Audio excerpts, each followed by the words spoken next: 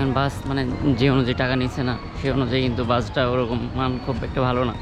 এখানে একটা ধাবাতে থামছে ব্রেকফাস্টের জন্য। এখন তো সকাল, এখনও আমারও খাওয়া হয়নি সকালবেলা, সকাল 9টা বাজে মাত্র। তো এখানেই খাবার আছে, দেখি কিছু একটা খাবো, জুস টুসও খাবো।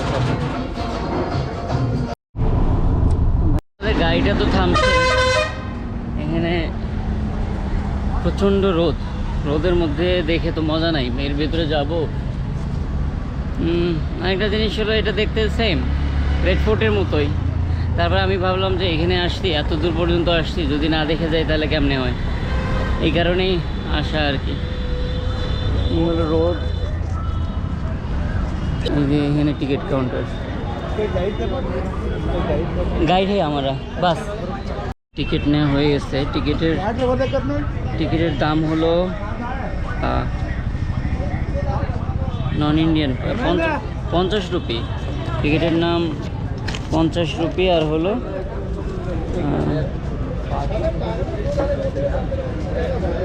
আচ্ছা, এখানে 2টা টিকিট নিতে হবে। একটা হলো আর্কিওলজিক্যাল সার্ভে অফ ইন্ডিয়া, আর একটা হলো স্টেট গভর্নমেন্টের জন্য। মানে 2টা টিকিট নিতে হয়েছে আর কি। একটা পড়ছে 40 টাকা আর একটা পড়ছে 50 টাকা, 2টা মিলে 90 টাকা। এন্ট্রি কি এদিক দিয়েই বলতেছে।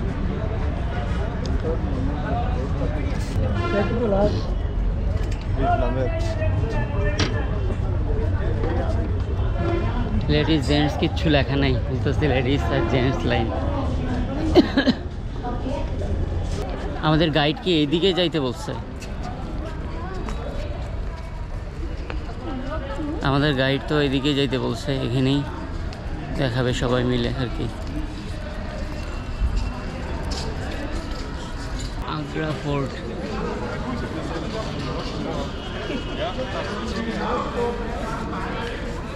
গাইড কথা বলতেছে এখানে। পানি তো নিয়ে আসি নাই। जाने के बाद हमको सीधा नहीं जाना है, राइट साइड में टर्न हो जाना है, वहाँ से बिल्डिंग आपका चालू है। ठीक, दोनों लाइन में एक्शन करो। এই হলো, सीधे जाए तो सीधे नहीं जाना है।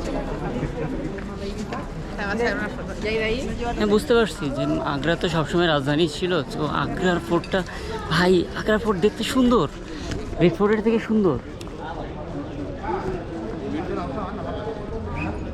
আমার কাছে মনে হইতেছে এইটুকু কি ছিল, পরে উপরেরটুকু বানাইছে, ভেঙে গেছিলো এরকম কিছু।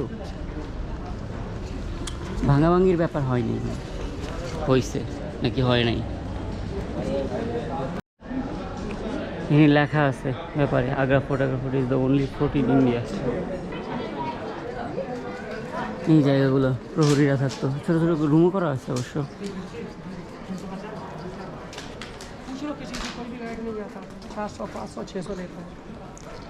এদিকে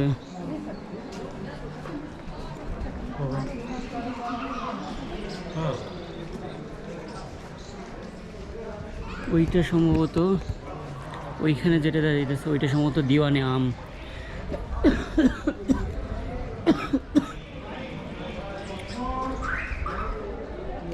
কাশিতে তো আমার জানটা শেষ। এটা সম্ভবত দিওয়ানে আম, এটা দিওয়ানে আম। এদিকে হলো খাসমহল। খাসমহল এদিকে বানাইছিল, খাসমহলে তো থাকছে এরা। এটা হলো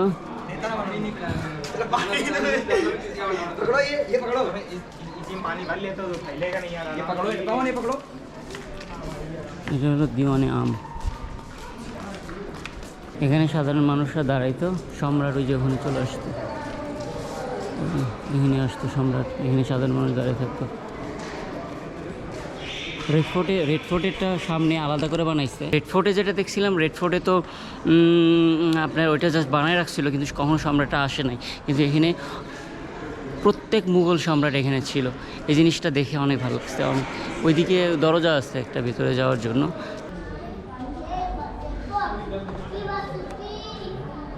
এই যে যে ওই মহলটা দেখা যায়, ওই মহলটা হলো গিয়া খাস মহল। তো এখানে তো খাস মহল বলতে ওখানে তো ইম্পর্টেন্ট যে ব্যক্তিবর্গ তারাই থাকতো ওখানে। আর এখানে যেহেতু মুঘলরা থাকতো, মুঘলদের তো মুঘল বলতে কি যে মুঘলদের 14 গোষ্ঠী তো এখানে থাকতো। তাদের শুধুমাত্র সম্রাট না, সম্রাটের ভাই চাচা সহ যত মানুষ আছে তার বেশিরভাগই এখানে থাকতো, তাই না? এর বাইরে যাদেরকে বিভিন্ন জায়গায় পাঠিয়ে দিত ফ্যামিলি সহ, তাদের ব্যাপারটা ওরকম অন্যরকম ছিল। Our palace is called Khas Mahal, and that was a private palace for Emperor Shah Jahan and Mumtaz. Now, being a private palace, you are not looking at it as a doors over here. Guide বলতেছে জাহাঙ্গীর মানে সেলিমের 350 বাদী ছিল, বাদী মানে দাসী ছিল। এদিকে হলো খাসমহল, যাইতেছি আমি খাসমহলের দিকে। তো গাইড কিছু ভালো ভালো কথা বলছে, সেটা হলো যে এই যে একটু হোয়াইট মার্বেল দিয়ে বানানো না পুরো প্যালেসটা। এই প্যালেসটা উপরের অংশে সম্ভবত একসময় স্বর্ণ ছিল, যেগুলো ওই যে উপরের যে তামার যে ইয়েটা দিছে কিন্তু স্বর্ণের ছিল একসময় মনে হয়, সব ইংরেজরা নিয়ে নিছে আর কি। এদিকে ঢুকে হলো গিয়ে এইটা হলো খাসমহল আর কি। এই জিনিসটা খাসমহলে গাইড যেভাবে বললো যে খাসমহলে কোনো দরজা নাই, দরজা দেখা যাবে না। এটা আমারও একটা প্রশ্ন ছিল যে ভাই দরজা কেন নাই, কিন্তু পরে আমি বুঝলাম যে এটা হলো দরজা না থাকলেও কিচ্ছু কোনো প্রবলেম নাই, কারণ বাইরে গার্ড থাকতো, কোনো অনুমতি ছাড়া কেউ প্রবেশ করতে পারতো না। এই দিকটা এই পাশটা আচ্ছা ডেভেলপ হয়ে গেছে। এই যে এখানেও কিছুটা বানায় রাখছিল, ওই যে ফোর্টের এই সাইডটা, এখান থেকে তাজমহল দেখা যেত, যে ফোর্ট থেকে তাজমহল দেখা যায়, ওই যে তাজমহল। ওয়াও, আর থাকতো। যাই হোক, এই জায়গায় সাইডগুলো কি সুন্দর বানিয়েছে। এটা কি ব্রিজ, রেল ব্রিজ করছে মানে একটা। তো এই জায়গাটা কিন্তু সুন্দর, অস্থির। তাজ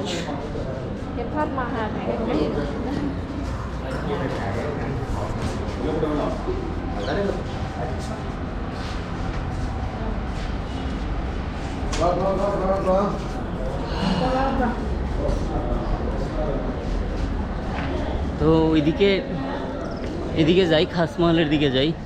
আচ্ছা, খাসমহলের দিকে ভেতর দিয়ে ঢোকা যাবে?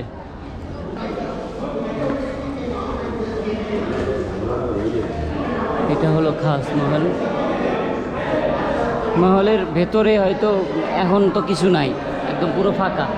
মহলে হয়তো এক সময় বেড ছিল, হাবিজাবি সব কিছু সুন্দর করে সাজানো ছিল। মহলটা হোয়াইট মার্বেল দিয়ে বানানো। ভাই তাদের তো ব্যবসায়ী অন্যরকম ছিল, কোনো দরজারই দরকার নেই। মুঘল, তারা মুঘল। तो ये खासमहल।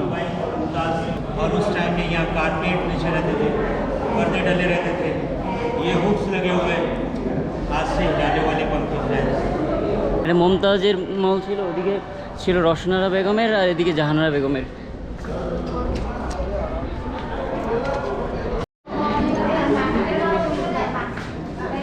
এই প্যালেসটা এইটুকু ছিল জাহানারা বেগমের জন্য।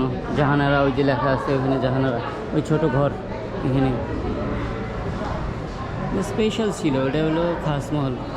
আচ্ছা, খাসমহল বলতে ওইখানে সম্ভবত ডেকে ডেকে নিয়ে যেত, এরকম কিছু জানা নাই মানে।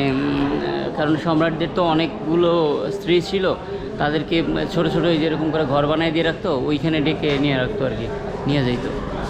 এই যে উপরে যে এখন এই যে পাত দেওয়া আছে, এটা কিন্তু এক সময় ইয়ে ছিল, স্বর্ণের ছিল, ব্রিটিশরা খুলে নিয়ে গেছে।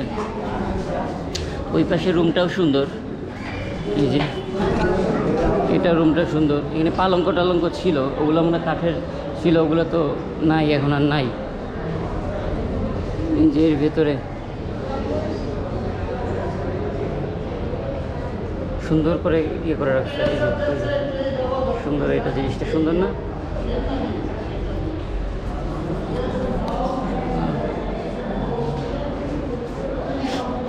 কতদিন ঘইরা, মানে যুগের পর যুগ তাদের তো রাজত্ব চলছে না, বাবর থেকে শুরু হয়েছে, তারপরে মানে বেশি বেশি এরকম মহল মনে হয় শাহজাহানই বানাইছে, সবচেয়ে বেশি শাহজাহান বানাইছে। যাই হোক, আমি মিস করতাম, আমি যদি মনে করতাম যে লালবাগ লালকেল্লা তো দেখছি, এটার দেখার দরকার নেই, আমি আসলে মিস করতাম। লালকেল্লার থেকে এটা অনেক সুন্দর এবং অনেক কিছু আছে ভেতরে দেখার মতো।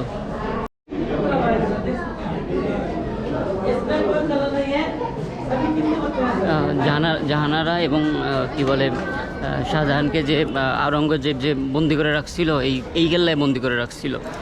মানে যখন আওরঙ্গজেব বিদ্রোহ ঘোষণা করলো, সে সময় জাহানারা এবং ইয়াকে বলে শাহজাহানকে, তো জাহানারা শাহজাহানের মেয়ে, আমার তখন মনে ছিল না। সিঁড়ি দিয়ে উপরে যাই, উপরে দেখি কি উপরে কি গাইডরা আসছে, কোনো গাইড? আমাদের গাইড তো অনেক হারাহারি করতেছে, তাড়াতাড়ি করতেছে, তাড়াতাড়ি শেষ করা যায়, কারণ রাত হয়ে যাবে নাহলে ফিরতে ফিরতে। এটা হলো মিনা মসজিদ, দিওয়ানে খাস। দিওয়ানে খাস, এখানেও দিওয়ানে খাস আছে, আর একটা খাস মহল।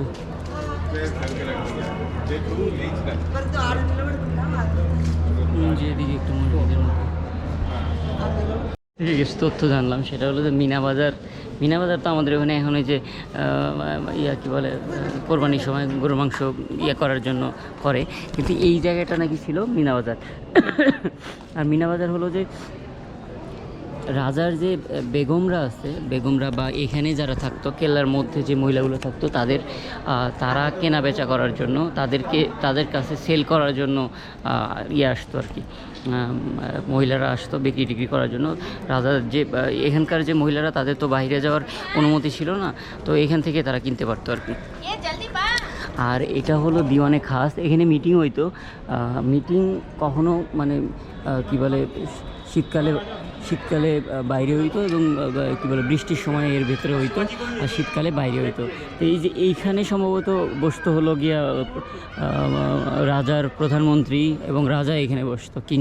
আমি ওই জিনিসটা প্রথমে খেয়াল করি নাই যে এখানে যে রাজার বসার জায়গা আছে, জিনিসটা খেয়াল করি নাই। মানে এক রাজার বসার জায়গার জন্য কত বড় একটা বানায় রাখছে, এই জিনিসটা চিন্তা করো। এই সময় তো ভাঙিয়ে গেছিলো, এত বড় পাথর পুরো পাথর দিয়ে বানাইছে এটা। তো এখানে হয়তো লেখা আছে এখানে যে কেমনে কি, ওইখানে একজন বসতো, এইখানে একজন বসতো। তাপ্তি জাহাঙ্গীর, আচ্ছা, থ্রোন অফ জাহাঙ্গীর, এটা জাহাঙ্গীরের জন্য বানানো হয়েছিল স্পেশালি। জাহাঙ্গীরের প্রতি আমার এক ধরনের ছিল, কী বলে ভালো, কি বলে এটা ভালো জানতাম জাহাঙ্গীরে। জাহাঙ্গীর নিজেও যে আয়েশি একজন ব্যক্তি ছিল, এটা আসলে বোঝা একটু অন্যরকম, এটা বুঝি নাই আমি। জাহাঙ্গীর নিজেও একজন আয়েশি ব্যক্তি ছিল।